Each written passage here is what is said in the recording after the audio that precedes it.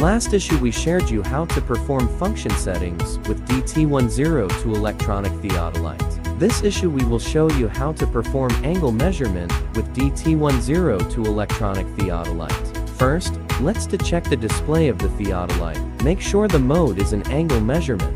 Slightly adjust the angle of the theodolite body and telescope so that we can sight at the first target, A.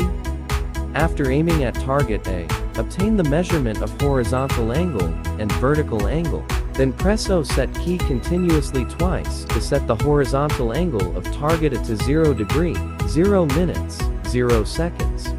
Next to sight the second target, B.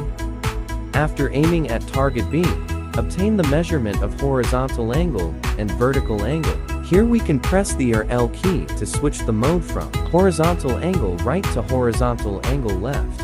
In addition, in order to obtain a higher accuracy measurement of the horizontal angle, we can carry out the repetition measurement as the following operating procedures. Press the Func key, then press Hold key to begin repetition angle measurement.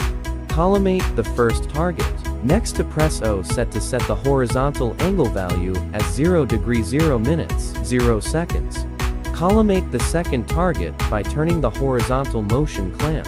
Then press Hold key to lock the horizontal angle. Collimate the first target again, and press 0 SET to set the horizontal angle value of the first target as 0 degree 0 minutes 0 seconds. Next to collimate the second target again, then press Hold key. Horizontal angle displays the mean value of repetition measurement.